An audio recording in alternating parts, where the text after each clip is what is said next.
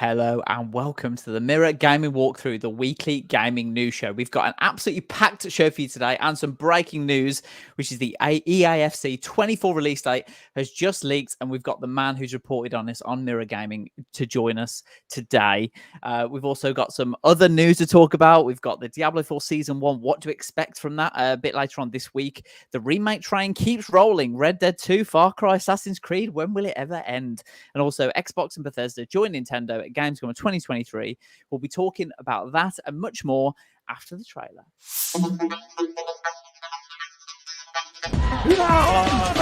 Are you prepared to go public with your KD online or no? Everyone thinks he or she is the best football expert on the planet. You see it in the back page of the Mirror, deal agreed. I think the most important thing is just to have fun. What? 310? No, what button is it? Well, hello. We're ready to come for the W, yeah? Ooh, 12. Ooh, here we go. If you can master second man press, you will defend 10 times better. Today I'm going to be reviewing the PSVR 2 headset.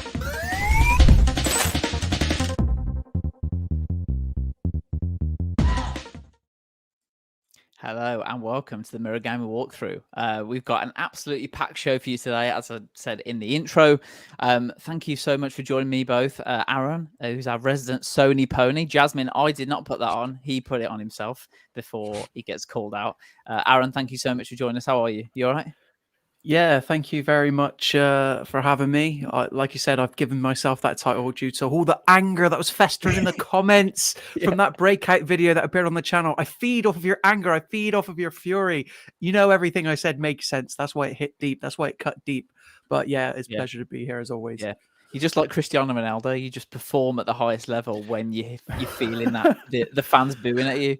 And on that topic, we've got our resident EAFC expert, Lewis, here to talk about everything EAFC related. Lewis, thank you so much for joining. How are you? You all right? Yeah, not too bad. It's been a while, but I've seen the EFC bat signal in the sky, and I've come out to help. Yes, absolutely. You were called, and you've answered that call. And we'll start with that because that's the big news. It's broke about 20 minutes ago. You can read it on the Mirror Gaming editorial, mirror.co.uk/gaming. It'll be on their website. But Lewis has been covering the fact that the EAFC 24 release date has been leaked by a highly reputable leaker and data miner today. Lewis, do you want to talk us through what's been leaked and what we can expect and what this data miner says as well? Yeah, so the leaks have pretty much confirmed the release date, or reportedly confirmed the release date for EA Sports FC 24. So there was all suspicion that it would be a similar release date to the past releases of FIFA, due to it, aligning with the actual football season, and that's been confirmed with this leak. Friday, September 29th, 2023 is the release date supposedly for EA Sports FC. The leaker also announced that the pre-orders it will be for the standard edition and the ultimate edition, and ultimate edition players will get 7 days early access to the game, meaning they can access the game from Friday, the September of the 22nd, which is 4 days more than last year in FIFA 23. So you get a 4-day longer period, and if you're an EA Play member, where you get a 10-hour free early access for any FIFA title in the past, you get the same in EA Sports FC from the same date as the pre-order for the Ultimate Edition, so you can also access the game for 10 hours from Friday, September 22nd. So it's really exciting that it's been announced. With July, just on in July, lots of news about EA Sports is coming out, EAFC, and this is a big one.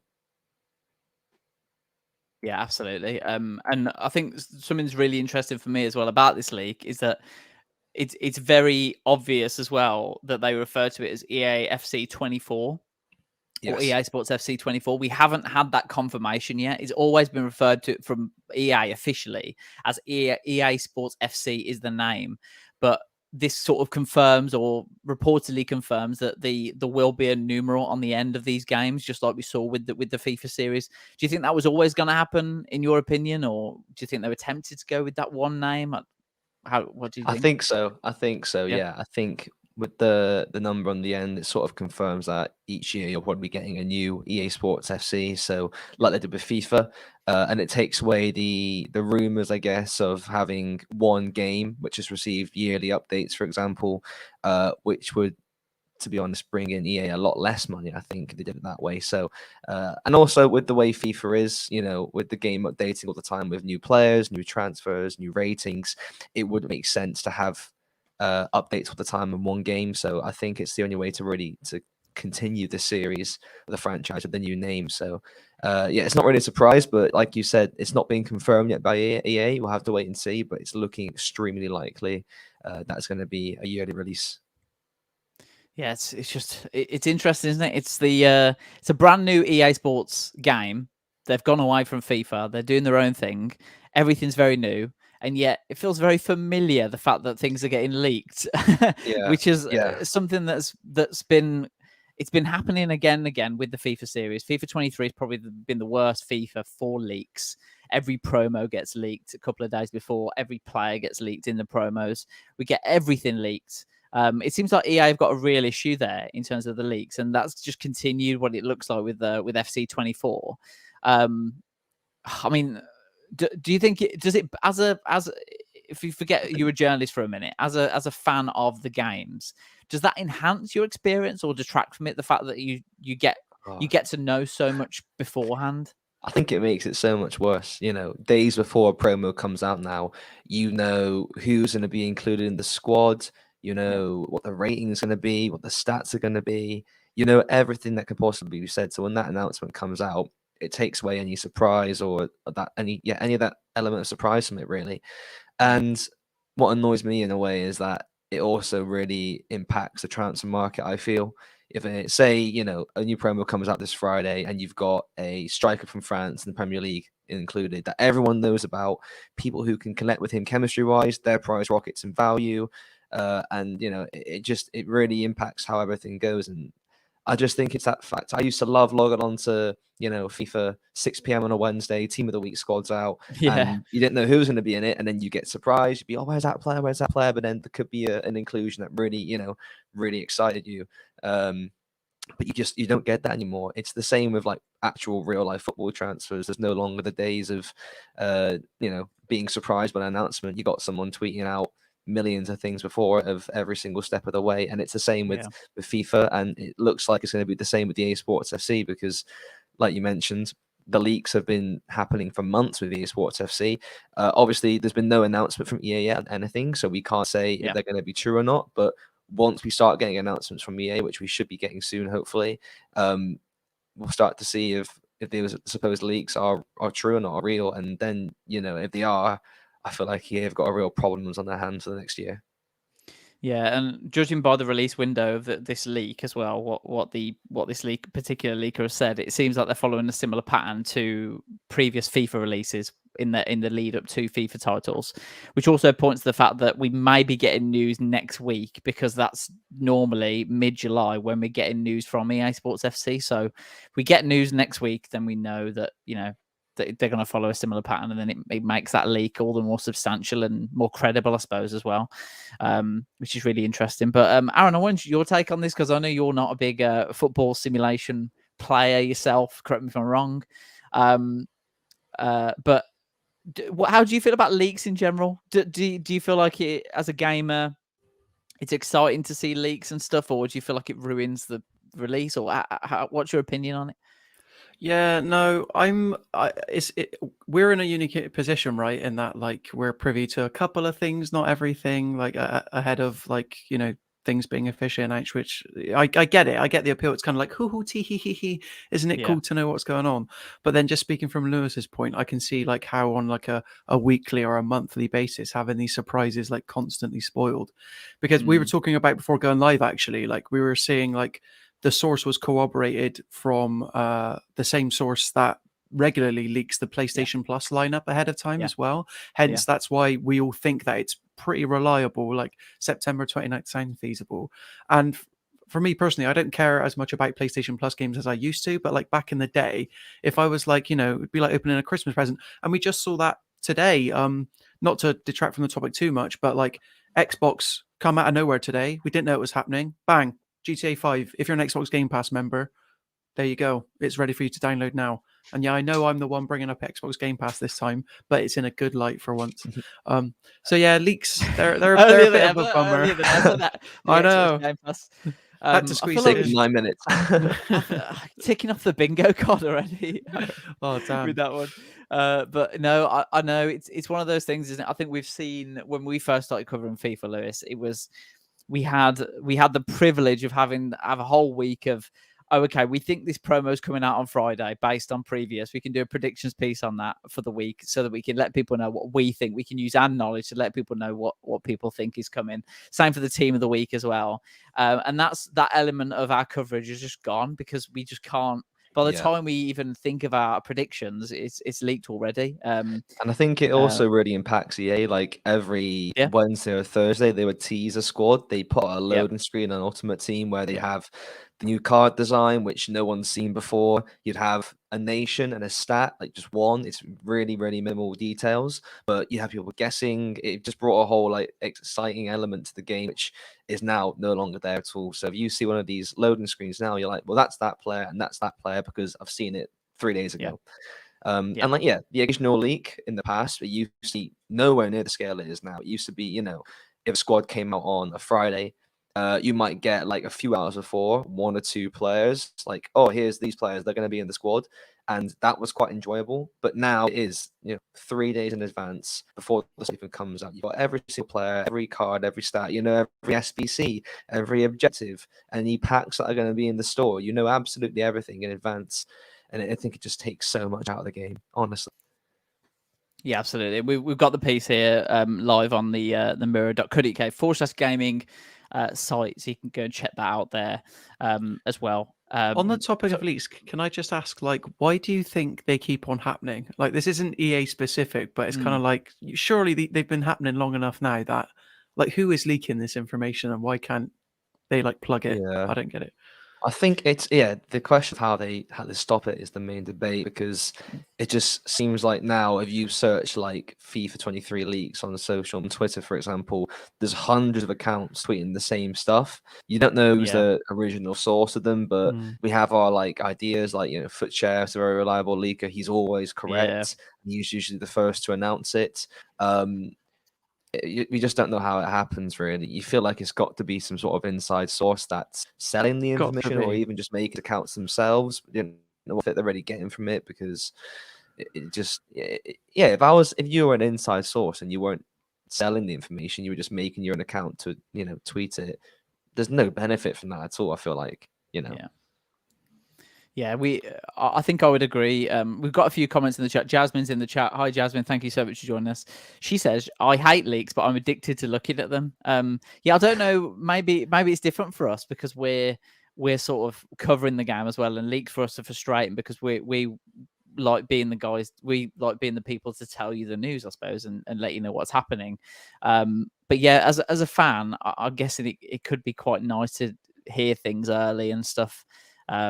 Yeah, it's interesting way of thinking about it. I think Lewis will know. A few years ago, there was a big scandal in the FIFA Ultimate Team community where it was basically alleged that internal EA Sports employees were selling Ultimate Team items for real money. On the black market, on like Facebook Marketplace or things like that. We're basically contacting players and saying, if you give me 600 quid, I'll transfer you this player into your account, which obviously is why it's really against the terms and conditions, and it's not against the law as such, but it basically puts a monetary value on that item, and then that's when it could be classed as gambling if that was the case. It's kind of like insider trading as well to a certain extent, because exactly what it's going to be. And I just want to corroborate. No, I was just going to say the Facebook Marketplace is the black market. You're right. I can corroborate that. But I don't know if I actually told this on the podcast, but I don't know if I'll ever have a chance to say it again. But the reason I might be predisposed to not being into FIFA that much is because when I got my first part-time job, I was like halfway through a shift when all of a sudden I started getting notifications through my phone, and it was like, thank you for your purchase, thank you for your purchase, thank you for your purchase on my Sony account. And it was someone who just like bought a shed load of FIFA points. Like I want to say like 50, 60 quid's worth. And since that day, I vowed to never. Well, exactly. It's because I didn't have. I was a teenager part-time. One pack. That gets you one pack nowadays. That tells you how long ago that was then. Cool. Yeah. But I think that just to go back on what we just said, I think if there's people who work at EA Sports who allegedly did that, because we did a full investigation, we spoke to the people that were affected, we got screenshots, we got videos, we got the proof that it was happening, and from that moment we obviously reported that, and EA responded with a really strong statement, and it stopped happening. But the fact that with people internally who are willing to basically gift players from like an internal system, because it's impossible to do that in game. Like there's no other way of getting an untradeable icon into your account without opening a pack or something. They were going straight into the account. It seems to me like these leaks are happening into someone somewhere internally providing this information, because at this stage it just got so, the leaks are so correct. It just can't be from anyone else, really. That's the fact. It's like it's down to the exact stat. Even the in-game stats, they know the exact attributes each player has. And the only way you figure that out is by being internal in the company. Yeah. Well, the thing we're not mentioning is that Lewis's uncle works at EA as well. So. I wish we'd have the inside source, and that was true.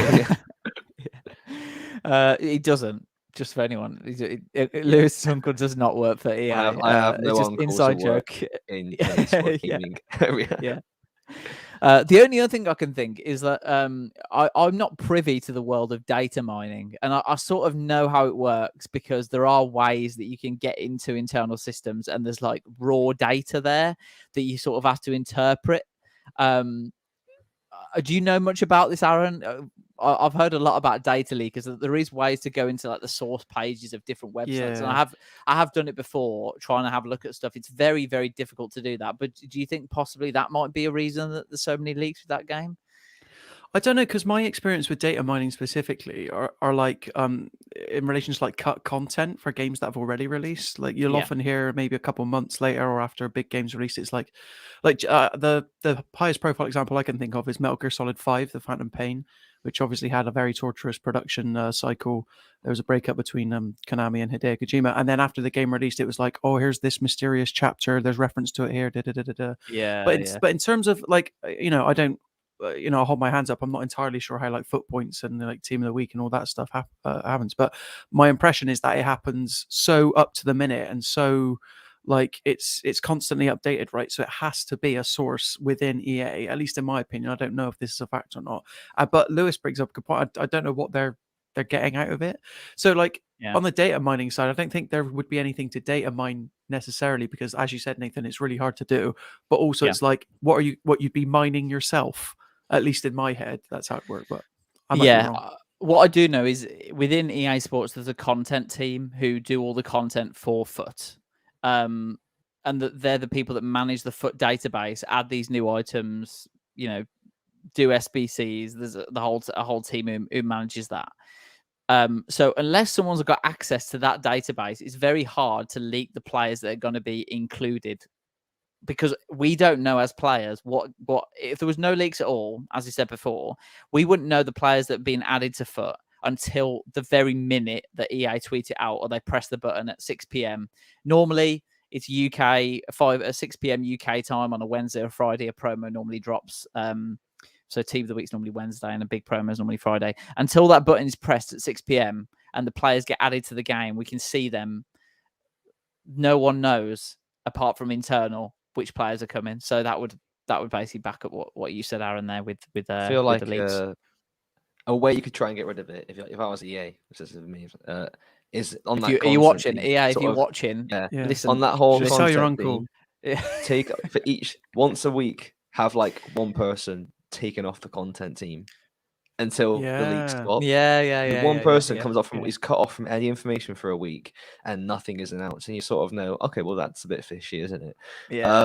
So at the same time, it could be like 8 out of 8 people who are in on it, and then it just continues, and it could be well out of proportion by now. So why don't they just replace their entire content team though?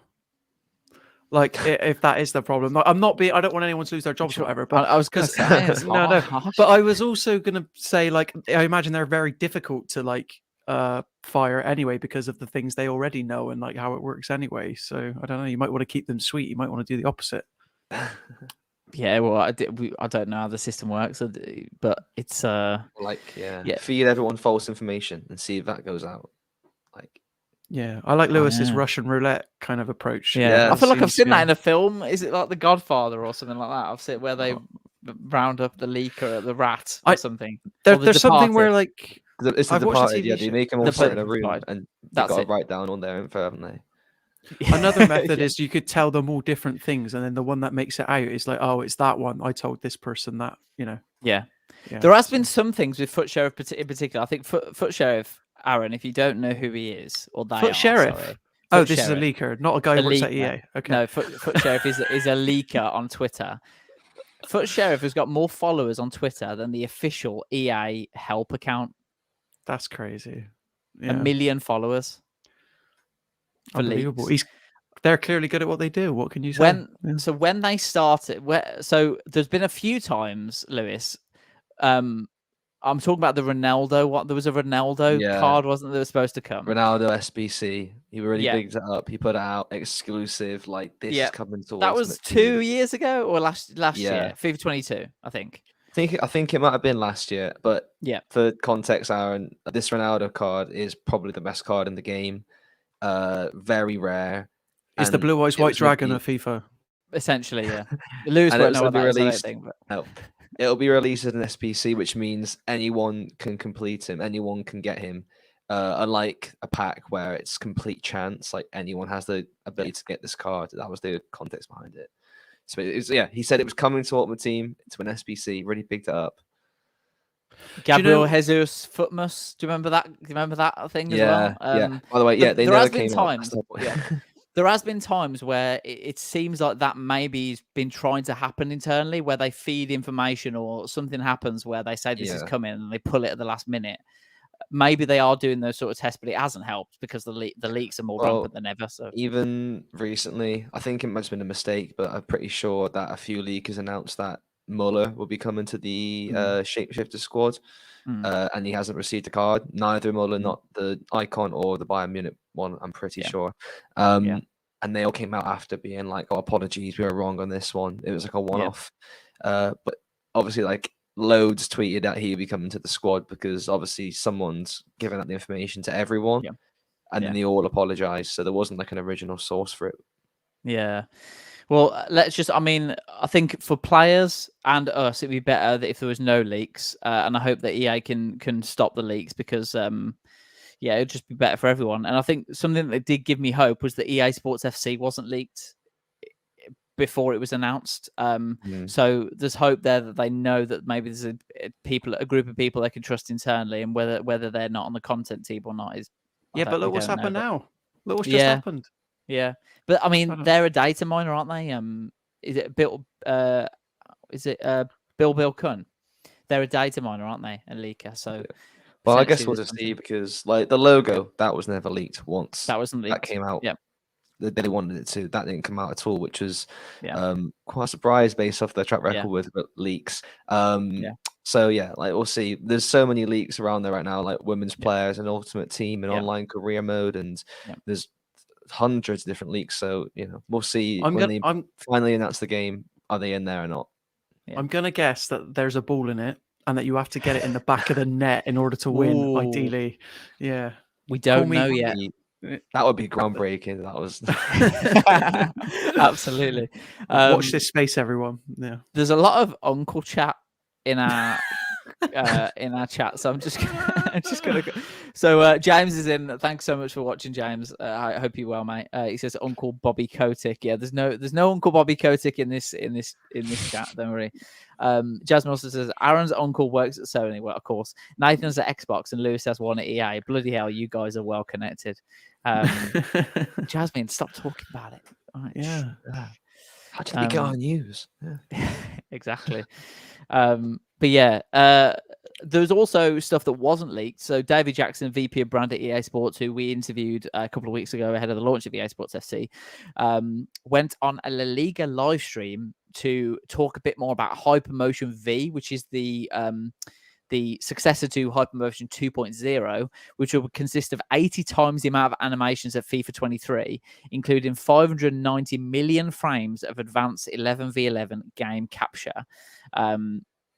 He said, we're going to blur the lines between virtual and real football, integrating Hawkeye technology with player position engagement for La Liga matches to fuel Hypermotion V. It also says that the more matches that are played in EA Sports FC, the more real the experience becomes, because the machine learning algorithm learns more about... I'm under arrest. I've been talking too much about it. They're coming for your uncle. Yeah, the sirens are going off. But yeah, so that was announced earlier this week on the La Liga live stream channel. So and we hadn't heard that before. That hadn't been leaked. So maybe that gives us hope for the future. But just for everyone watching, thank you so much for watching. We've just talked about the EAFC release date being leaked as Friday, September 29th, reportedly, and the Ultimate Edition reportedly will get you access from Friday, the 22nd of September, which is very early. And we don't know anything else yet, but when we get more news, we will let you know.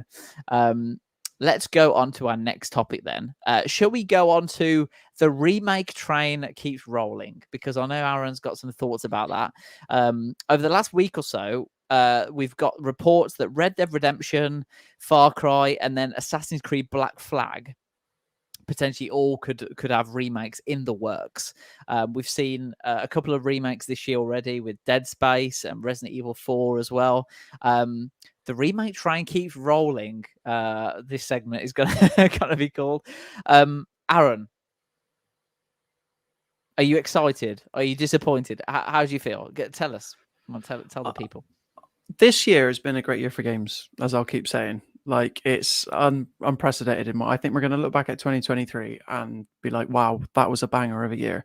And in part, I think that is due to the excellent remakes we've had. Dead Space, as you said, Nathan, Resident Evil 4, as you said. We also had Metroid Prime Remastered, which is called Remastered, but it's basically a remake with all new visuals. Yeah. And the fact that, so out of the three you mentioned, because they're all different cases, I feel like two are almost a guarantee. That being Assassin's Creed 4 Black Flag and Red Dead Redemption, the original. Red Dead Redemption is my favorite Rockstar game, even above any of the GTAs, probably even above Red Dead Redemption 2. Yeah. What an amazing game it was. Like, it was so... when it came out 2010, what a time ago that was. But basically, that is pretty much guaranteed, because not only has the South Korean rating board basically revealed that it exists, and nothing, they don't rate things just because they want to like will it into existence. I was listening to an episode of the Sacred Symbols podcast where basically the host of that podcast, Colin Moriarty, who's a dialed in ex-journalist, he basically was, as he was talking, he was like looking at a screenshot that was like, oh yeah, this is coming, like look, everything I've got here is coming soon. And he predicted we could be seeing it in like August, announced in August and out in September. And let me tell you, if Red Dead Redemption game is 13 years old, this is the game I definitely do want to play. So this is like one of the few which has really, really interested me, and I hear so many good things about it as well. So I think a remake I'd love to try that. Yeah, absolutely. How annoying must the South Korea ratings board be for games publishers? The fact that they just, I think, haven't they got form for this? I'm sure I've heard this happen to a number of different titles before, where that stuff just gets rated and then it's like, oh, that's coming, sort of thing. Yeah. I feel like out of all the other different ratings boards, it's always them that leak it first. And you'd think that, but if it's not them, it's like a retailer from around that area as well. So it's it's funny. Because the exciting thing about this is the fact that they're already submitting it for a rating without having already announced it means that it's going to be a surprise drop. Like, there's no way they're going to announce it and it's coming January next year because it's rated. It's gone gold. I think a game has to go gold before it gets rated. Don't quote me on that. I might be wrong. But anyway, it's basically done. So, like I said, we've got a prime example on this podcast. Nathan, Lewis, neither of you have played the game. We got Tom Lynch in the chat. I don't know if you want to read out his comment, Nathan, but he's a fellow Red Dead brother in arms. One of his favorite games of all time, a special one for sure. Yeah, absolutely. There you go. And obviously, Thomas has got a good taste in games because he's also a big fan of the Batman Arkham games as well. So, and he's also a Call of Duty player, so sort of balances it out as well. You've played Call of Duty loads of times. Yeah, but I know it's flawed. It's flawed. So I know it's relapsed. Yeah. Absolutely. Lewis, is there any other games you'd want to see be remade? Okay, it's hard to. What about I would FIFA want- 98 on the PS1? Get Well, that no, you remade. laugh, but Take us like, back to the good days of FIFA 12. Yeah, imagine Pro Evo 5 remaster. what remastered? Adriano, Rekaba, Oberfame Oh yeah, Martins. all the old players. Yeah, Yeah. that'll be. I think that they're trying to do something like that in FIFA, aren't they, with the legends and icons and stuff, but it's not pushed enough. I think that'd be a great idea, like classic teams, like the 99 United treble winning team. Put them in the game. Yeah, get the old commentators back as well. Get Andy Gray. Get the Kanda, or is he Andy not in Gray- favour these days? That's not. The less we can talk about Andy Gray, the better. Once My you get bad, off this guys. podcast, I know nothing about football. Google Andy Gray, and you'll understand. He is no longer in the football world.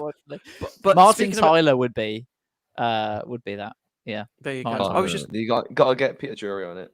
Peter Drury has to be. Yeah, absolutely. Yeah. Tom's also saying Arkham Origins is the worst of them, though. Yeah, Aaron. Listen, Tom. I know he's trying to poke the bear here. He knows how much I love Arkham Origins, and I know how much he loves it as well because he's got the same collector's edition statue that I've got. It's a really good game that Rocksteady don't tend to acknowledge, and we're seeing that again because it's not technically a remake, but the Arkham trilogy is finally coming to Nintendo Switch in September. It was announced in that direct that you and Scott reacted to. Surprised I cannot wait to see how Arkham Knight runs on a Switch. My God! But then we were all laughing when Witcher 3 was announced for Nintendo Switch, and I beat Witcher 3 because it was on Switch, basically. This was like pre-Steam Deck age. Yeah. But before we get too far off the football remake chat, you could remake a classic game. I think it was FIFA 98 that had the rad about like all the classic soundtracks. Oh yeah. Careful, that's back in the game now. Music copyright. Yeah. Is it? Is it back in the game? That's back in the game. Yeah, they released a classic playlist. Yeah, they did. A bit of Goodbye Mr. A by the Hoosiers. Get that in. What a tune! Oh, there you go. Sam Smith. But also, do you remember a game on the PS2 called Red Card? Remake that. Let's get it done. No, Infinite there was tackles. no fouls. Yeah. Yeah. EA seen these rivals. Let's get that remade. Yeah. It's true. Absolutely. That is true. Yeah. And talking about remakes, we've got, as you mentioned, Aaron, there's rumors that Assassin's Creed 4 Black Flag will be remade. We know that Ubisoft have got a game called Skull and Bones. Oh yeah. Which has been delayed, cancelled, so many times. It's just going round and round and round. Do you think this is Ubisoft going, okay, Skull and Bones isn't working, let's just use all the assets for Black Flag? Do you think that's what they're doing, or what's your thoughts on it? I think there's some truth to that in the sense that they've sunk so much money into Skull and Bones now. Like, I can't remember when it was announced, but it was probably around about the mid 2010s initially. And literally, the only mention of Skull and Bones at the Ubisoft Forward press conference, which I was at, was that singing segment, followed by a look forward to a beta later on this year. And it was like, okay, you're going to tell us about when the game's coming out? Because it was due for release towards the end of last year, and then they pulled it last minute. Yeah. But I think, there clearly be a lot of shared assets, because the funny thing is that when Skull and Bones was announced, people were like, oh, great, we're going to get a pirate game. Just like it might look and feel a lot like Assassin's Creed, but we're basically going to get a standalone pirate game that plays and looks like Assassin's Creed Black Flag, but isn't weighed down by all the modern storytelling and the weird sort of Abstergo stuff that tends to bog down Assassin's Creed Black Flag. So in a weird way, we've come full circle. My argument against the Assassin's Creed Black Flag remake is that it still looks beautiful today, and you can still play it on PlayStation 5 and Xbox Series X because there's a version available for it on PS4 and Xbox One. And that's why I can understand the need for remakes when there's a call for accessibility, when a game that looks of interest, look how beautiful this game looks. Yeah. Like, this game came out in 2013. It was like a PS4 launch title, and yet it still looks stunning. And I feel like when before the Dead Space remake was announced, people were like, Dead Space probably still looks and plays fine, and it does. But then when you put them side by side, then there's like a massive difference. With this one, I don't think you'll get as big a difference because it's not leaving you wanting in terms of like lighting, shadows, and stuff. And if it is a true ground up remake, which it has to be, it can't just be a remaster because it's already available on like current gen consoles, like I said. The amount of time, money, and resources that's going to go into making a game that a lot of people have already played. Many people cite Assassin's Creed 4 Black Flag as their favorite entry in the franchise. Whenever you ask someone about what's the best Assassin's Creed, two always come up. Assassin's Creed 2 with Ezio and Assassin's Creed 4 with Edward. So the fact that, okay, they bodged it with Skull and Bones because it's not a single-player pirate game like everybody wanted. It's this weird asynchronous multiplayer thing where you kind of play as the ship, but you can get off your boat when you're not battling, weird things like that nobody wanted, like a PvP with pirate ships, which Sea of Thieves has done, pretty well, except it's not just PvP. There's so much more to it. The fact that they'd rather remake Black Flag as opposed to just creating a separate pirate game or creating a sequel to Black Flag with a new story, like that's what I prefer over a remake. But just from my little micro bubble on Twitter, I think I'm clearly in the minority because people are like, Black Flag, woo. And I'm like, guys, you can play Black Flag now. Do it. You can play it on Switch if you want. It looks and plays beautiful. Like, so that bit annoys me a bit. Like, and I feel like people are getting a bit overzealous with these remakes now. Like we've had a couple of hits, Dead Space, Resident Evil 4. Resident Evil 2 really kicked it off a couple of years ago. But now everyone's like, just remake everything, even if it doesn't need a remake. Yeah. Very strange.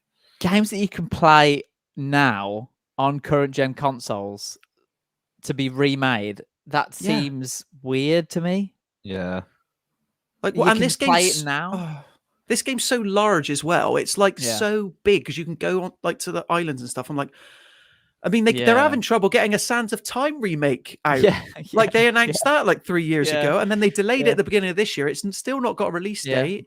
If I was Ubisoft before, and in fairness to them, this leaked. It wasn't them announcing that the remake is coming, but the fact that it's even being entertained, I'm like, guys, get a Sands of Time remake out because that game isn't available to play on PS4, even PS4. Xbox pointless, doesn't it?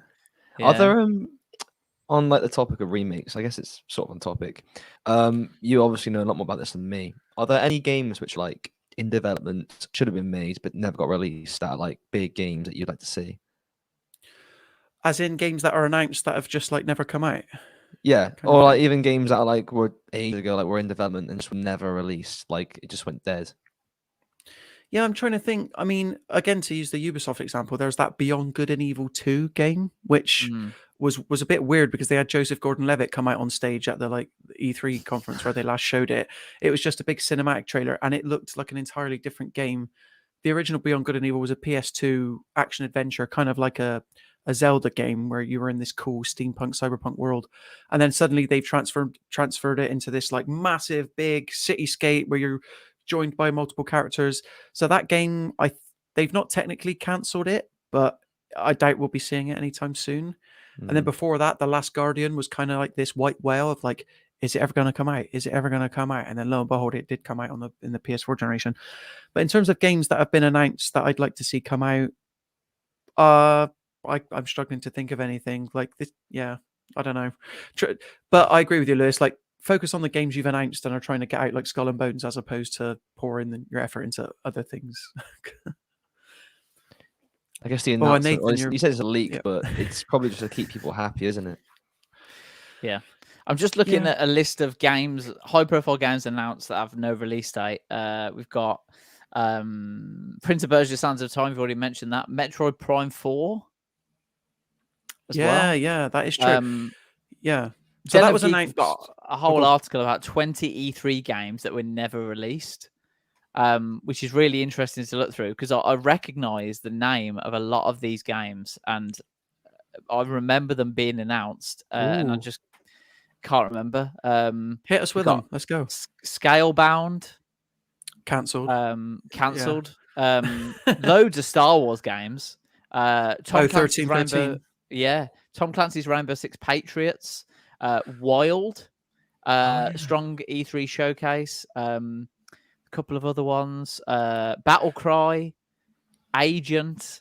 Brothers in Arms Furious 4. So Agent was that's from the PS3 generation, and that was actually a Rockstar game where announced they had at E3 2007.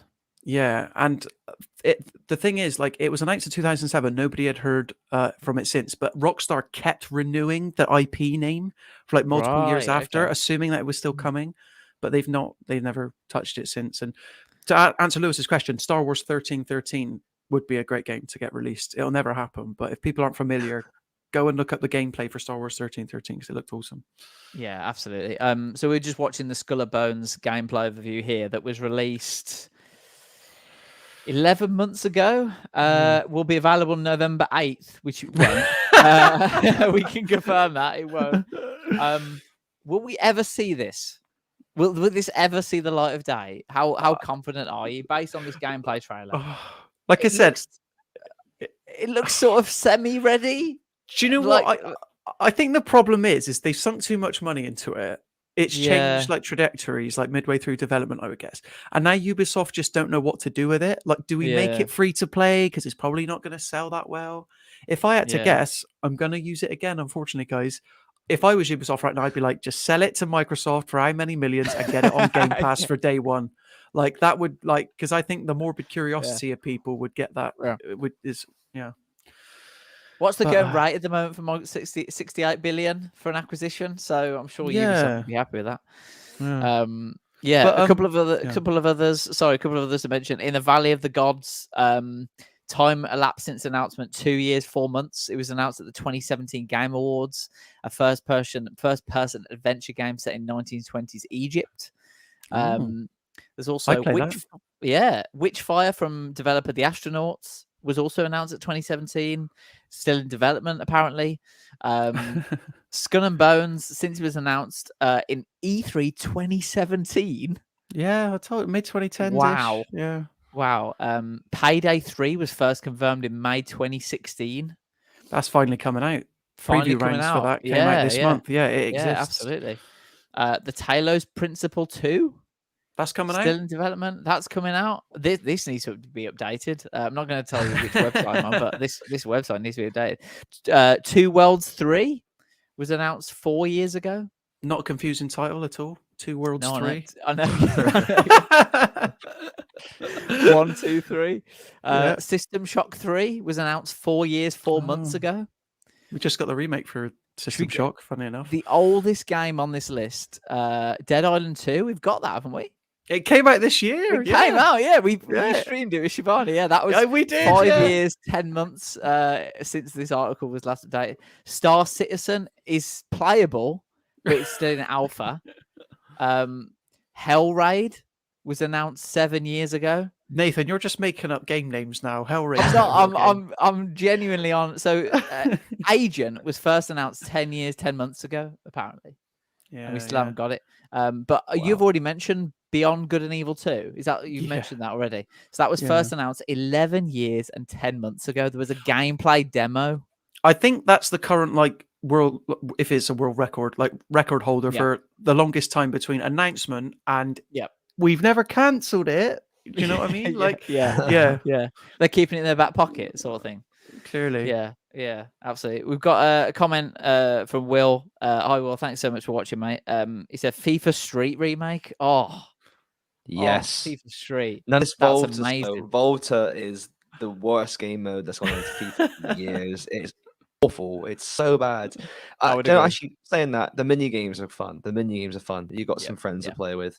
The mini games are good, but the actual FIFA Street sort of style of it doesn't work. You need to bring up the classic OG FIFA Street 3 of Peter Crouch. Yeah. I was just going to say FIFA Street 3 is the one where they got a bit should we say creative with the character designs, right? They were elongated and everybody looked like Peter Crouch a little bit.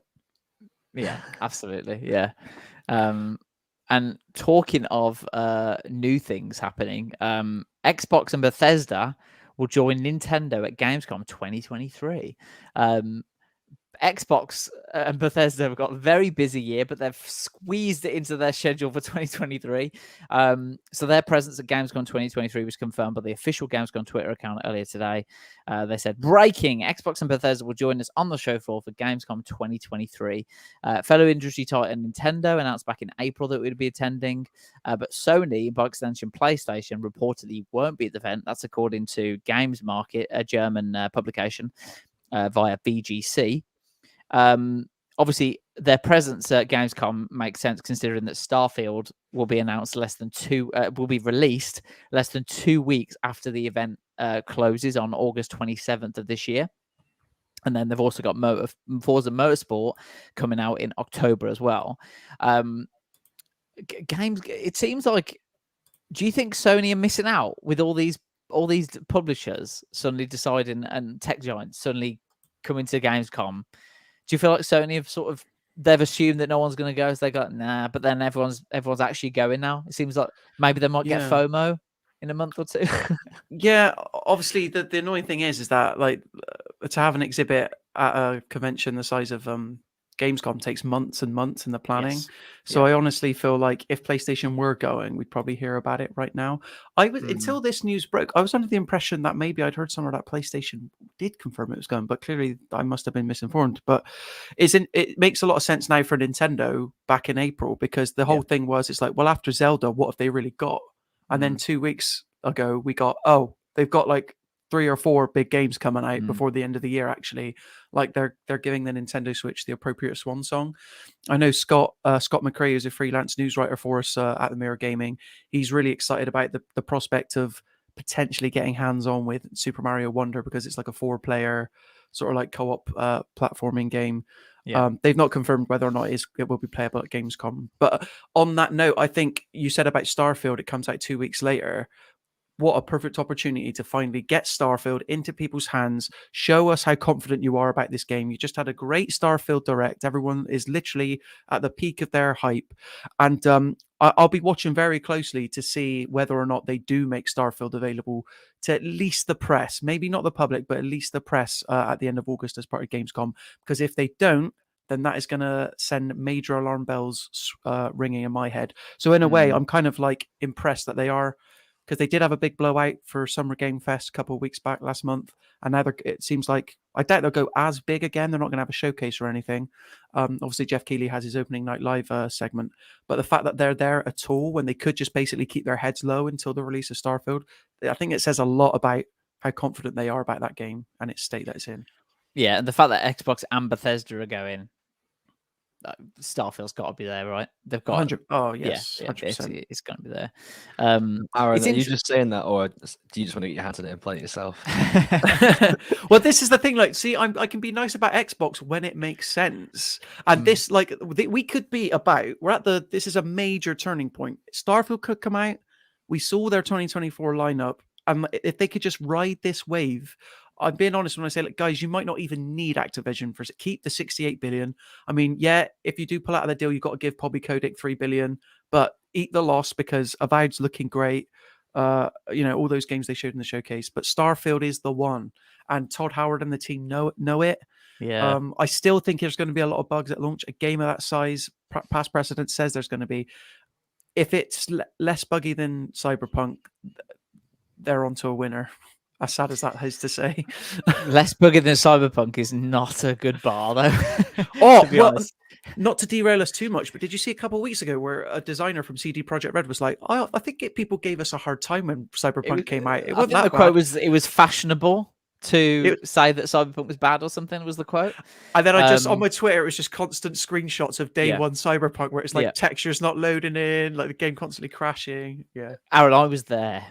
Oh, I was in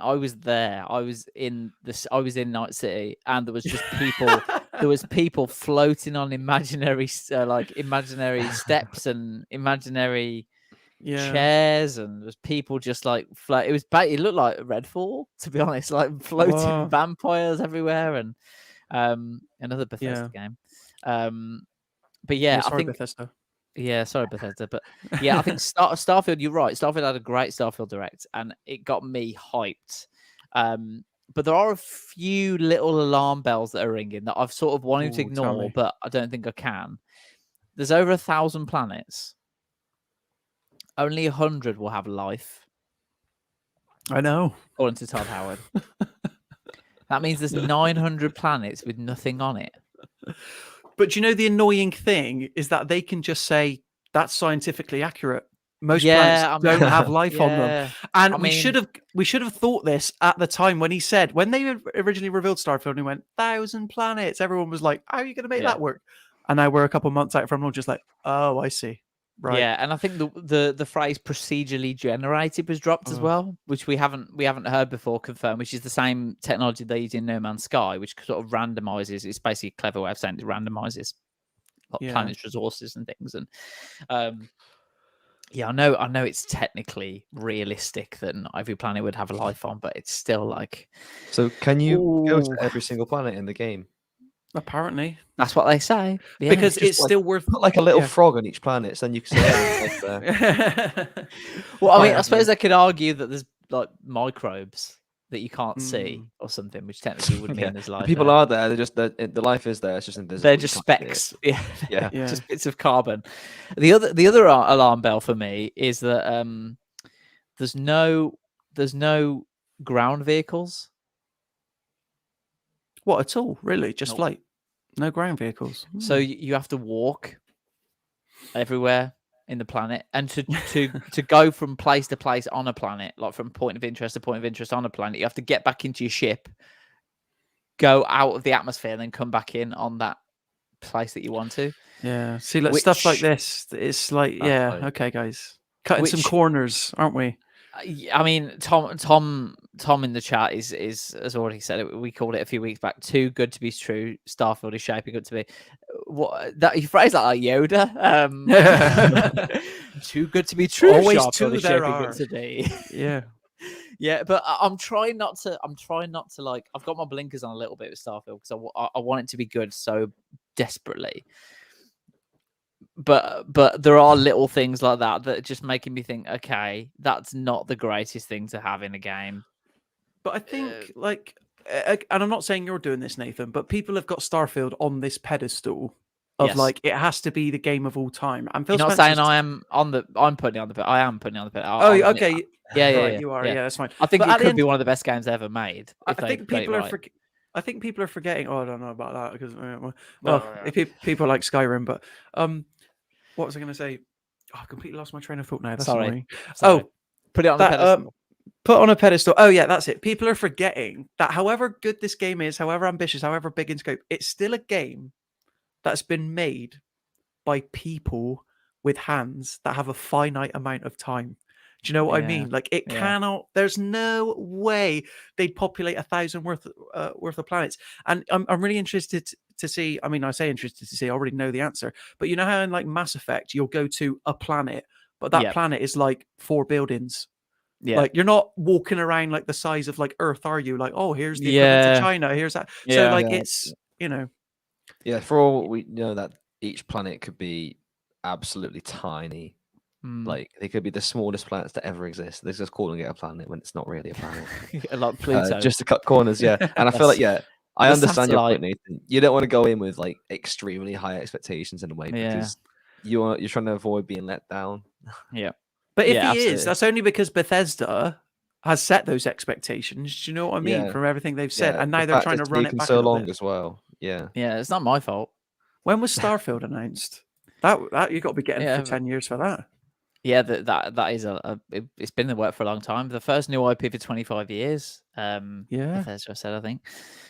Tom Lynch again. I'm that wise. Well, yeah, you called it. You can speak like Yoda if you want to, Tom. You called it straight away.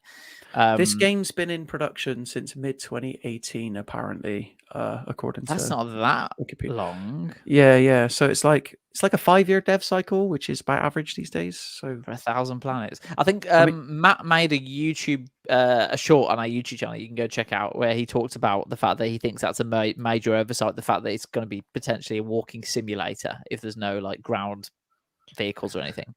And he said that planet-sized planets, and a couple of people commented saying Bethesda have never said planet-sized planets. So that I think that's a good point that you're making. They've not actually referred to them as planet-sized planets that you can explore. They've just called them planets. So I think they control how big that planet is, I suppose, which is Speaking about the size of the game, and there's another question I want to ask you specifically, Nathan, which I know you're interested in. But like, how big do we think the file size for Starfield is? Like, because do you know what I mean? Yeah. It's got to be giving Call of Duty a run for its money. What's the Modern Warfare 2? Wasn't it like something size? ridiculous, like 190 gigs Modern or something? Warfare 2, just big monkey cells while I'm Yeah. Googling I mean, this. I'll say Star Wars Jedi Survivor. I reviewed that. I think that's got like 5 or 6 planets, and that was like 150 gigs. It's 100 gig Warzone. So if you download Warzone 2 and Modern Warfare 2, it's almost 200 gig in size, which I think is probably the biggest game. Starfield, I don't know. I couldn't tell you, but that's why they've just released. That's why they announced they're releasing a 1 terabyte Series S at the same announcement as the Starfield Direct. Like, you're gonna need it. Like, it's not gonna fit on a 500 gig.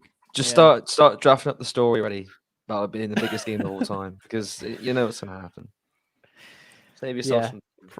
Probably will be. Yeah. But to your point of like the no land vehicles and stuff, Nathan, in credit to Bethesda, to play devil's advocate, like when Fallout 76 released, it felt like an incredibly dead world, because the idea was it's just you and other people.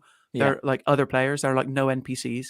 And then gradually over time, they've added NPCs. They've added more quests. So I'm of the belief that if they really wanted to, they could add planets specifically designed later down the line for for road vehicles. Yeah, absolutely. Yeah. Oh yeah. The potential for DLC is mad.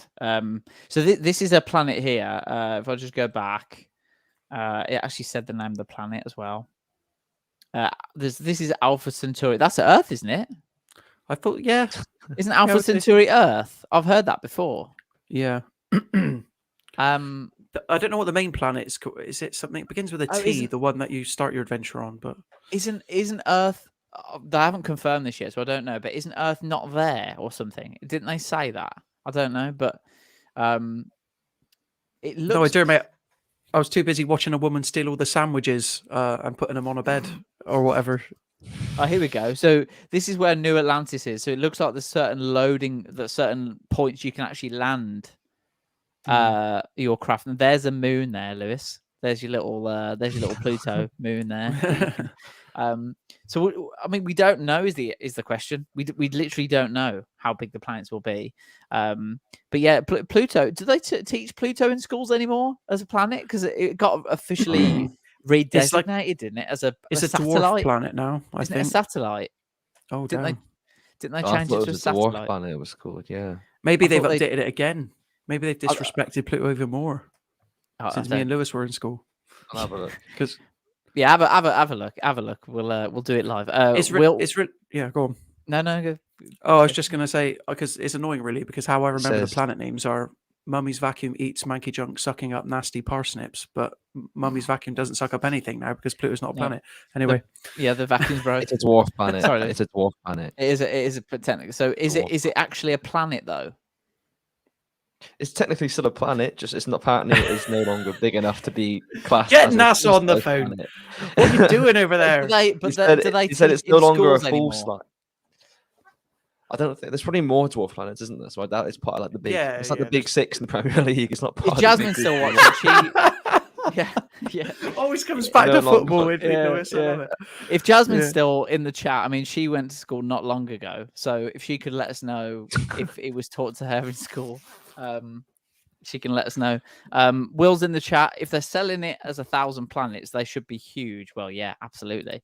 Also says not just the corner of the map or a little ecosystem, it's a planet. They haven't specifically said planet-sized planets, but you would assume that they are. I would just hope that you can land anywhere on there rather than the selected points. To be honest, it's going to be very like hand-holdy and telegraphed. Like this isn't No Man's Sky, because that is the problem with No Man's Sky. Like, it's all procedurally generated, and planets, as far as I understand it and can tell, they are pretty much planet-sized because it just goes on and on and on. And that's not the experience that that Bethesda really are interested in making. I wouldn't have thought. Do you know what I mean? Well, like handcraft. Maybe that's why there's no. What did you say earlier? In the game, road vehicles, like ground cars. Road vehicles. Yeah. Maybe you can only load the certain, and then without road vehicles, you can walk a certain distance really before you board. So, yeah. Bit of Final Fantasy 16 there. I know what a game. Got an advert. I'll take. I mean, that brings us on to the next topic, which is Sony not being there, which is interesting because they're the only company, as far as we know, they're the only company who've got hardware potentially coming this year with Project Q, which has already been announced, no release date yet. But it will be. I'm pretty sure they've said pre-order this year. I'm pretty sure. There's also really, really strong rumors that a PS5 Slim is coming. That's according to Microsoft's lawyers who've said that as well. Yeah. And then obviously Nintendo Switch 2 hasn't been announced yet, but you feel like that isn't going to come in time. So don't you feel like Gamescom 2023 would be a place to officially launch something like that? Or do you think they'd have their own showcase, potentially Sony, if they wanted to release a console? It's interesting because Gamescom, like the clue's really in the name. Like it is about the games, and like from I feel like you say that phrase every podcast. Oh, what it's about the games, guys? I need to get that on like a t-shirt, whatever. It's about. Funnily enough, this wild world of video games, are the games good? Forget what I can play them on. Forget what's coming out. Yeah. Are the games themselves good? Yeah. But like, and from that perspective, I can see why Sony probably aren't there because they've only got Spider-Man coming out in October. All of a sudden. The tables are flipped. What's that quote on the US office? How the turntables. How the turntables, yeah. I feel like it was last month before the Xbox event, before the Xbox showcase. We were talking like, what can you play on an Xbox? Like, there's nothing to play. PlayStation got all these great exclusives. And then a month later, we're like, PlayStation got no exclusives. What we're gonna play? Xbox's lineup is suddenly like really good. It's changed so quickly. But let's get Xbox to get some of these games out first. Do you know what I mean? Like Sony have got the track record. Like, I mean, the clues in my name, guys. Resident Sony Pony, obviously. That's what you like calling me. But this is what I was hinting at earlier. Like, Starfield is the game that could change the tide. I truly believe that. I'm there's no two bones about it. It sucks that PlayStation have only got one first party AAA single player game coming out this year. Last year we had Horizon and God of War. Now we've only got Spider-Man, and that's why they've technically tried to align themselves closely with Final Fantasy 16. It is an exclusive. It wasn't made by them, but it is an expensive title. The problem is that that's already out now. So in the boardroom, Jim Ryan's going, "Oh yeah, I know we got Project Q, but we can't actually work out what to call Project Q yet. So it's probably not a good look if we do turn up and say, here's Project Q." Like, just put a name on the thing. Like, how hard is it? Do you know how many people you got working over there? Mark Cerny, you're a smart guy. You created the PS3, PS4, and PS5. Surely you can name the dual screen. There you go. Call it the dual screen. Oh, there you go. Aaron, I'd trademark that as quickly as possible. Should I trademark that? They'll come pay me for got the dual sense, the dual screen. Oh, the dual sense edge. Work. Yeah, the dual screen. Call it the edge. PS5 handheld. Well, yeah, but it's not handheld implies that it runs games where this thing actually doesn't. That's why I feel like screen. It's like very clear. Maybe that's what they're trying to avoid as well. It's not even a QLED screen, is it? So the fact that it's called Project Q, I'm like, what's going on? I don't know. Connor is in the chat. Hi, Connor. Thanks so much for joining. They say, love the titles this week. I'm guessing he meant this week. And I'm guessing he means the Resident Sony Pony and EAFC Expert titles. What would your title be, Nathan? What would your... I didn't have time before we went live. I just Starfield #1 fan? Something like that? I can change it live if you want. Yeah, I might change it a bit later on, in the show. Yeah, but in terms of Gamescom, obviously you mentioned about the Starfield potentially being playable there. Forza Motorsport, they're gonna that might show off as well. Forza Motorsport. Yeah, that is a big game. Yeah, you were one of the first to see the gameplay. I know. Yeah, we've got a video on our channel where Aaron saw the Forza Motorsport gameplay for the first time, one of the first ever to see it. It was being played on an Xbox Series X dev kit about 3 feet away from me. Oh. So take with that what you will. I've never seen a Series X dev kit before. It's just a black box basically, but really interesting. Need to get our hands on one of them. Is there anything that you're expecting from Gamescom that we can get excited about with all these big companies? Is there anything that you're prepared to go on the line with? And Elden Ring DLC. Oh, Jeff Keighley originally announced. Didn't he make known the? Oh no, I think that came from FromSoft Direct. But he revealed Armored Core 6, which is coming out this year. And like I said, Jeff Keighley's got his opening night live. And historically, there's not been announcements as big as those at Summer Game Fest or even the Game Awards. But I feel like a major DLC announcement, and he's in good with the FromSoft guys as well as Hideo Kojima. So I think we could see Elden Ring DLC announced. Whether or not it'll be at the show, probably not. Lies of P was there last year. Yeah. When I was at Gamescom, and that's like a Souls-like game, and there's a demo available for it now, and that's still not out yet. So it is within the realm of possibility that it's playable a year out from release. But yeah, I think that's a big announcement that we could see, if I had to guess. Have you played Elden Ring, Aaron? No, I've still not jumped in. I've seen it played like around a mate's house. He was playing it in front of me. It looks beautiful, like the cape physics. Oof. Yeah. But the environments and the design of like the level design is just like every new area you go to, it's just absolutely like phenomenal. And I'm on the last boss, and I'm just stuck. I just can't beat the last boss. Oh, I hate that. Yeah, so I'm going round and round in circles. It's Elden Beast. I can't. It's just too big and fat. I just can't Have you thought about putting on the Elden Ring, and surely that'll help you win? Does that not buff you? Well, the whole point of the game is that you're trying to destroy the Elden Ring. Right. So, yeah, basically the Elden Beast is just a reincarnation of the Elden Ring's power, essentially. Okay. I don't think that's a spoiler, but I think people. I mean, the game's been out for so long now. It's been out. So, but yeah, there are things called rune arcs in the game where you get it's like a boost where you can boost yourself for a limited amount of time. And I have tried that, and that's still not worked. So, isn't the plan for you to try and? But essentially, yeah, Lewis. Yeah, absolutely, yeah. Isn't the plan for you to try and beat Elden Ring before Cyberpunk, Phantom Liberty, and Starfield get here, Nathan? Well, the plan initially was beat Elden Ring, then jump into Tears of the Kingdom, which I've not touched yet since we had that live stream into Tears of the Kingdom. I haven't touched the new Zelda game since we did the live stream, and I managed to get to the final boss or the final area. Yeah, and then you've got the Phantom Liberty DLC, and then you've got the Elden Ring DLC as well. So there's those coming out that I want to play. Which I don't think is confirmed for this year, just FYI. They didn't say when it's coming out, just that it's in the works kind of thing. But if I was them, I'd want it out as soon as possible. I don't know if you put it before or after Armored Core 6, but I think they're different enough games where, it doesn't really matter. Yeah.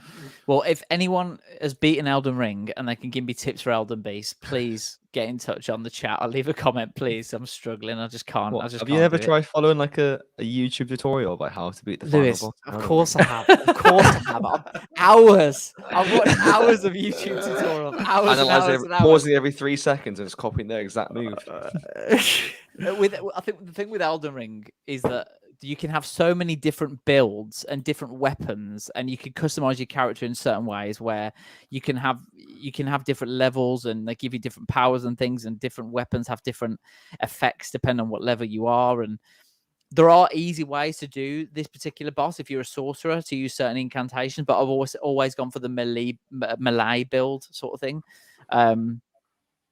So I don't know what it is about these type of games, but I never go for the magic element of it. I just don't find that gameplay very satisfying. I always go for like the sword and shield gameplay that I'm just used to. I find that way more satisfying. Maybe that it's made it harder for myself, but that's where. Speaking of sword and magic shield, sounds a bit more.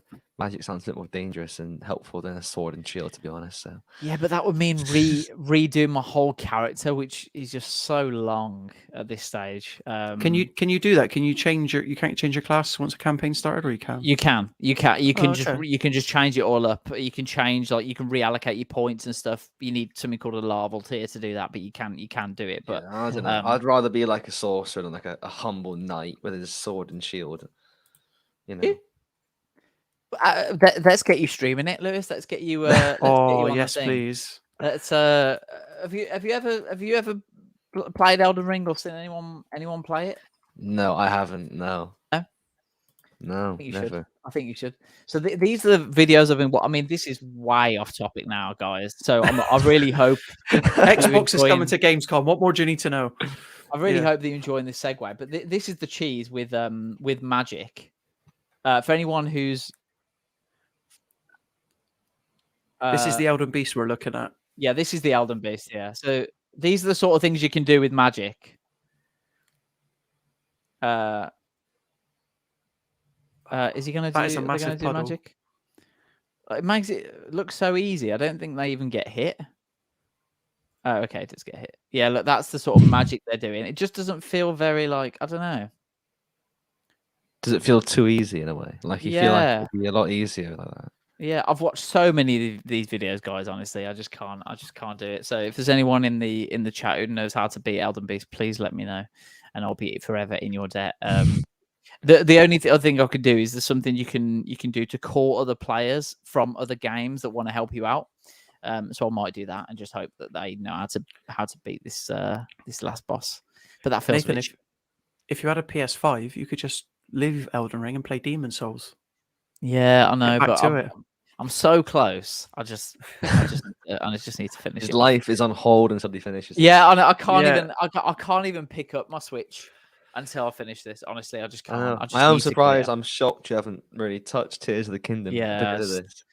It's just having two massive games on the go. I just can't do it because my brain. I need to be fully invested in something, especially with the limited time I've got as well, outside work and stuff. And yeah, it's just easier to do that. And talking about limited time, we've only got a limited amount of time until we see Diablo 4 Season 1, Aaron, because they're going to be announcing the start date for Diablo 4 Season 1 there's his merch. He's got the merch. They're going to be announcing the Diablo 4 Season 1 start date in a live stream tomorrow evening at 7 p.m. BST, I want to say, I think. 7 a.m., if I'm not mistaken. Is in it? the Is morning. it 7 a.m. BST? Oh, yeah. Yeah. It's like, oh, let me have a little look at that. Let's have a little look, shall we?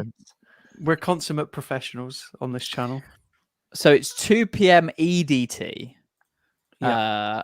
According to the post by Pez Radar, which is Adam Fletcher. Adam Fletcher is the Global Community Development Director. Oh, I can't view tweets when I'm not signed in anymore. Thanks, Elon. Thanks, Elon, for that. Well, you could do EDT that's to 7 BST PM. conversion. That's 7 PM. I'm it's sure 7 it was. PM. It is 7 p.m. Yeah. There you go. Then you're right. Aaron, you need to log on Q, mate, and update our. I need to log on Q. If anyone's Adam watching, Fletcher, you've done me.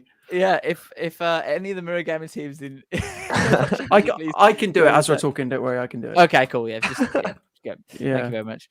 I don't know what me and Lewis are going to talk about with Diablo 4. You're the Diablo 4 expert. No, yeah, I can talk about it. Yeah. But yeah, Diablo 4 is set to dish out Season 1 later this week in a big hour-long developer live stream. It's been an absolute raging success after its launch on PlayStation, Xbox, and PC at the start of June. And diehard players have been clamoring for more ways to dive into the end game. There's been a few server issues and some hot fixes released, and there was a big patch last week or the week before as well.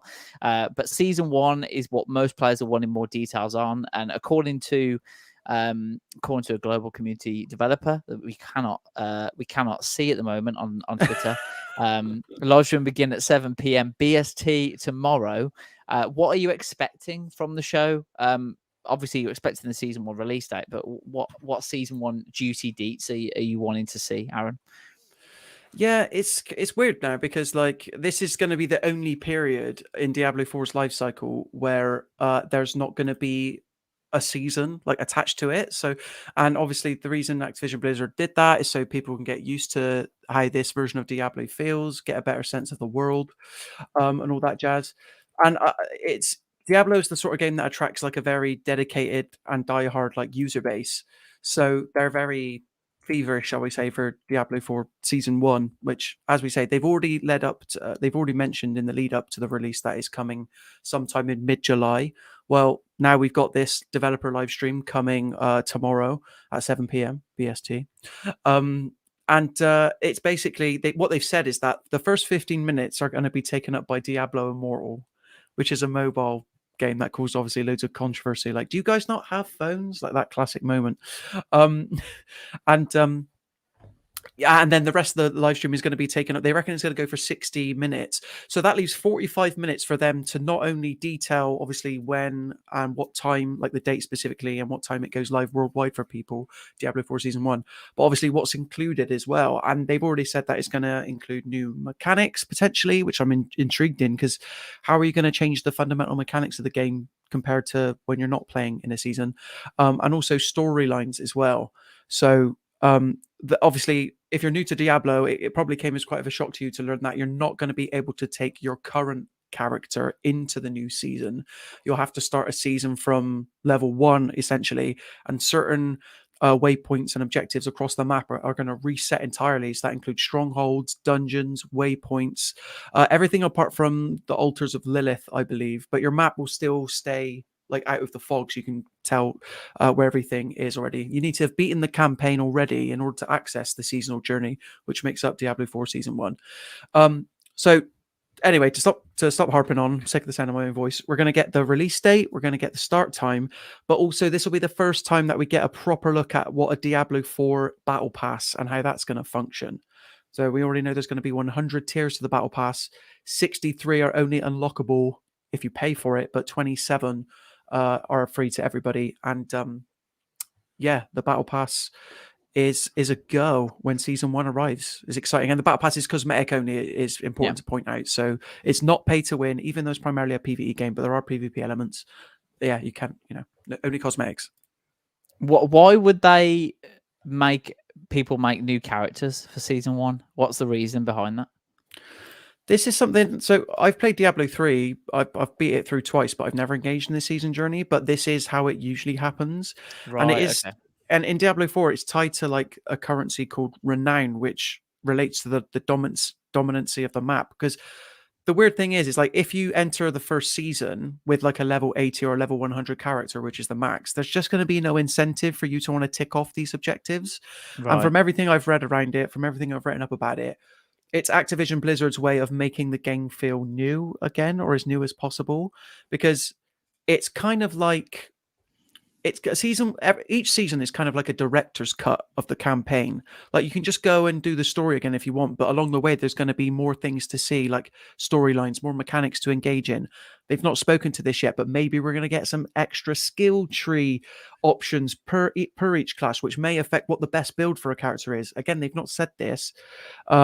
They've kept us so in the dark. It's literally like a season's going to last for 3 months. Okay, so we'll get 4 seasons a year beginning from the middle of this month, and it's coming in mid-July. And we're going to get new storylines and mechanics, and that is literally all they've said. The only other thing that the associate game director Joseph Piapora, who I did get the chance to interview a couple of times actually, has said he's like they're not classifying it as an expansions. They're not expansions. It's just kind of like people that are interested in running through the campaign and craving more endgame content. That is what the seasonal journey is for. So essentially, they know that people have leveled up to a certain amount now. And if they just launch season 1 with all the new objectives, people are already too heavily buffed to care about the new objectives, essentially. Is what for sure, yeah.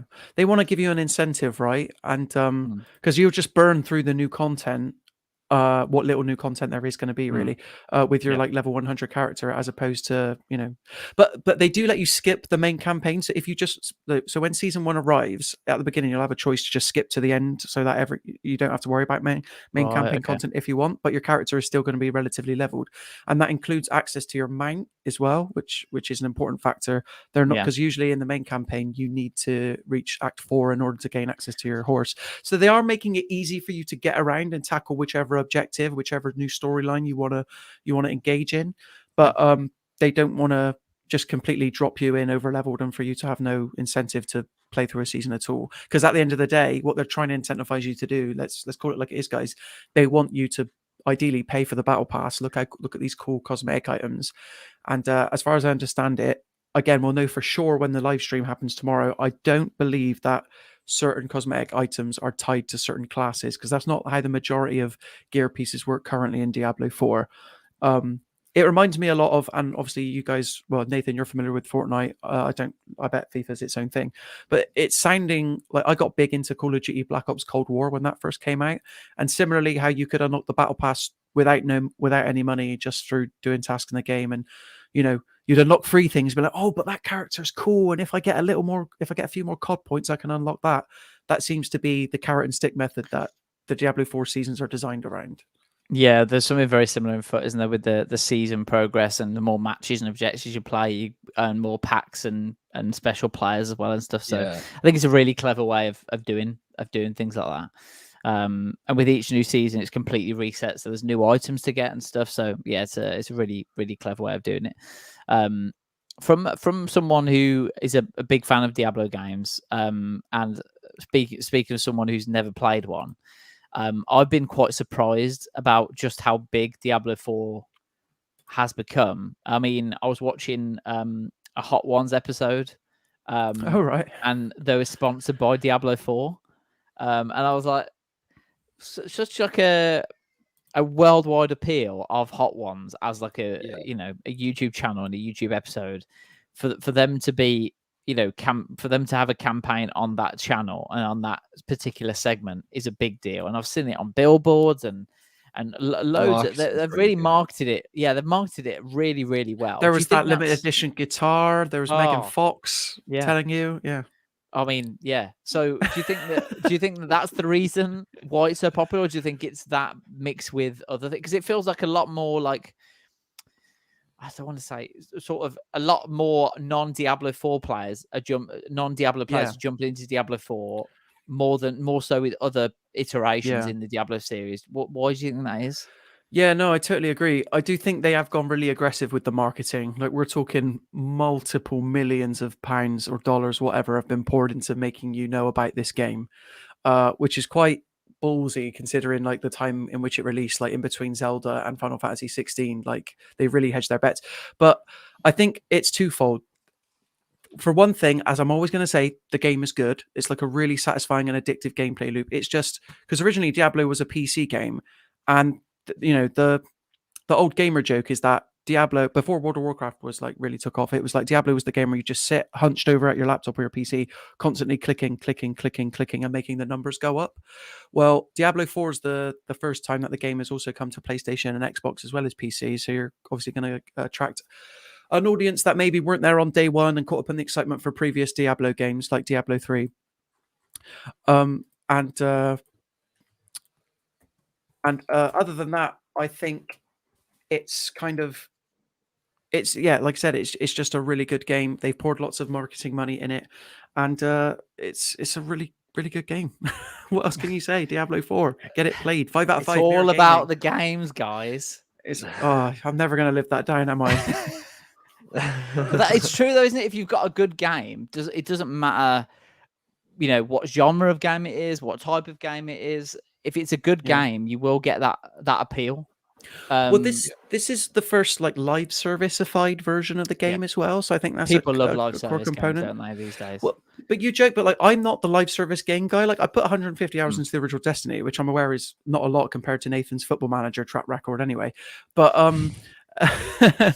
Lewis will probably have more than me because I don't want to bring up any past trauma. Yeah. Or what was it? The guy who played Jay from the Inbetweeners, who was playing it during the birth of his child, who's playing Football Manager, which came out a couple weeks ago. Yeah, that was on the red carpet, wasn't it? He did that interview, yeah. So I feel like, but this is a rare example of like a live service game where it isn't about. It's not an Apex Legends. It's not a Valorant. It's not about killing the other component. It's about working together and as a team and having the world feel alive. It's PvE live service, which again Destiny did a little bit of as well. That was a big focus. So I feel like from an outside perspective, it's less intimidating. Hence why it's easier for people to get in on the action. Even though, as I wrote in a piece this past weekend, there's no reason why Diablo 4 shouldn't have an offline mode, in my opinion. Like because sometimes server connection issues can be a bit annoying. Just getting onto it. Yeah, and just like we see with other games like Fortnite, for example, and also Destiny, when there is an update, the game goes down completely and it's just not playable, which is not a good experience for anyone. Which is also, it always seems like a strange thing that they need to take the game completely offline to update it and then put it back on, because that's not something that happens, for example, with Call of Duty. You can play Call of Duty up until the new season, download the update, and then you go back in. Same with FIFA. You can continue to play FIFA if there's a major update and then download it after. It just seems strange that they do it that way around. Well, I think that's the ultimate goal for the guys at Activision Blizzard, is to update the game without taking it offline, if you know what I mean, and just you to download the update and then you're cool to like log on. But I think because the game's still so new, they haven't quite worked out the kinks yet, and there were some major issues around launch. Having said that, though, like I think yeah, if you purchased the game day one and you wanted to get in that week, it would have been very frustrating. But anyone who picked up the game after, like when the hype cycle continued to build, it's been mostly a smooth experience so far. But the new season comes in mid-July. Let's see. I mean, hopefully we'll get details about whether the game needs some downtime for the new season to roll out. Hopefully not. Yeah. But only time will tell. 100%. Yeah, absolutely. But that we can look forward to that live stream, which is happening tomorrow at 7 p.m. I think we've confirmed that on 7 the. p.m. Is that what the article says, Nathan? Are you reading it? I don't know. Do you want me to check? I can 7 p.m. 7 p.m. BST. I don't think Yeah. it's updated yet. It just needs a few minutes to update. But yeah, 7 p.m. BST on the Diablo YouTube channel. You can watch that developer update, and I'm sure we'll have a piece out on when the new season starts and all the details and stuff tomorrow. So make sure you stay tuned for that.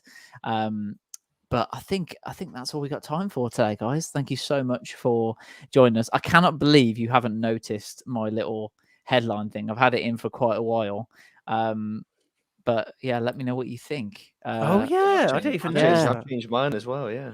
Oh yeah, there you go. Live, change it live. Yeah, no, that's a pretty good one. I should have used that one actually.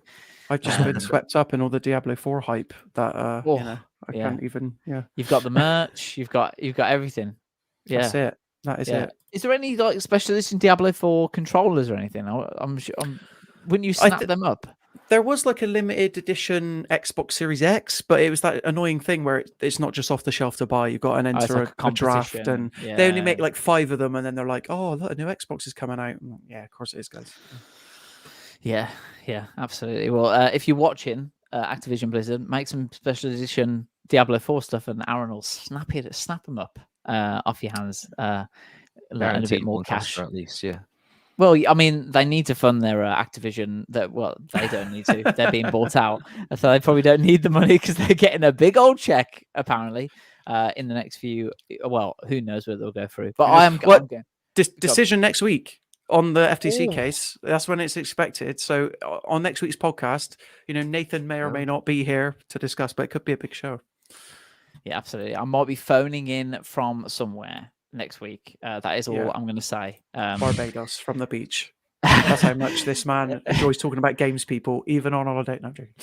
Yeah, no, I'm not. I wish I was. I'm not going on holiday, unfortunately. But I will be doing something cool, and I can let you guys know if I can. But thank you so much for coming on, Aaron, Lewis. It's been a really cool podcast. Thank you very much for joining us, and thank you, Lewis, for joining us so quickly after your breaker today with the EA Sports FC 24 release date leak. Thank you so much for jumping on and talking to us about that. As Aaron said, we'll see you next week on the Mirror Gamer walkthrough, where we're expecting the FTC decision potentially to be announced by then.